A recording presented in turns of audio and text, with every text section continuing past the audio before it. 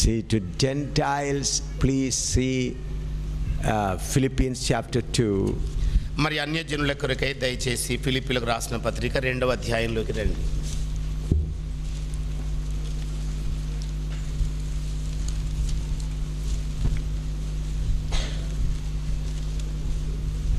Verse 15.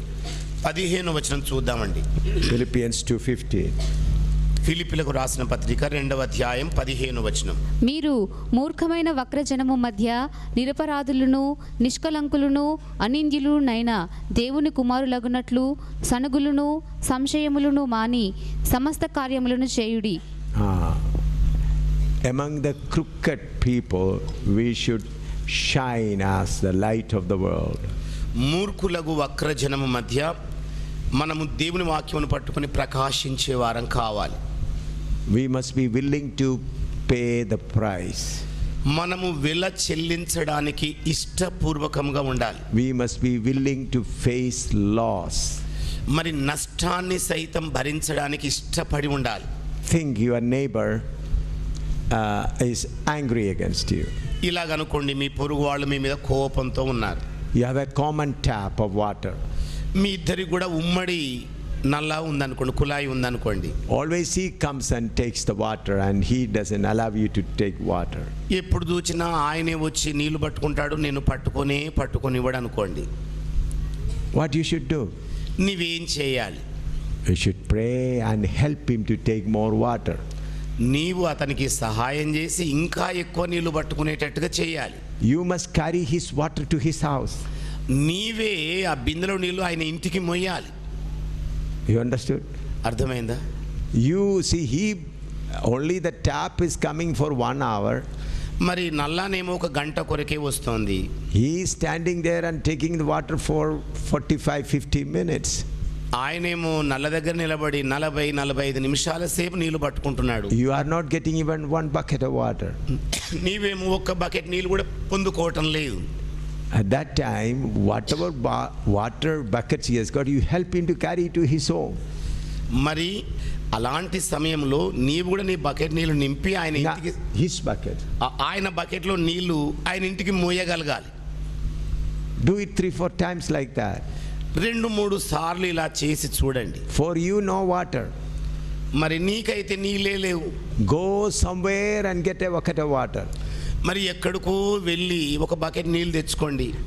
This you should do without murmurings. ఈ పనిని సనుగు గొనుగు లేకుండా చేయాలి. We are the newspapers.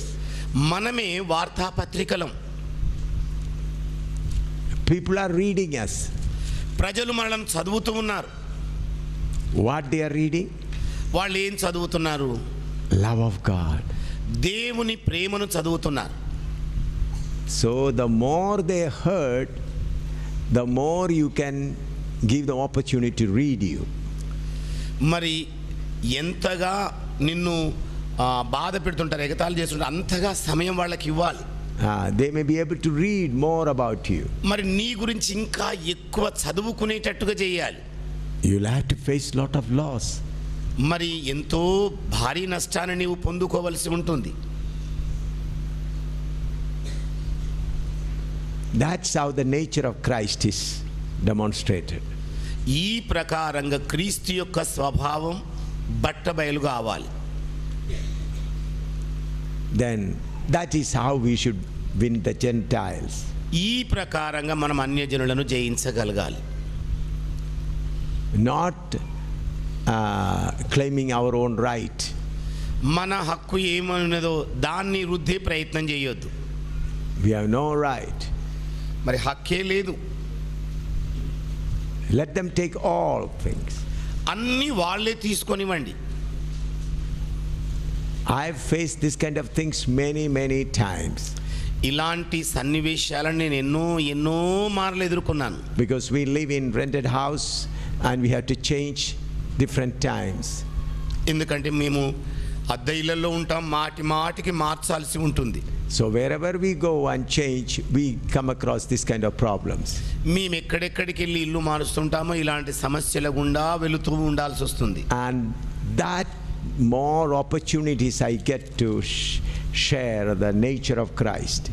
మరి అనేక And the more I change, more opportunities I get to show the nature of Christ.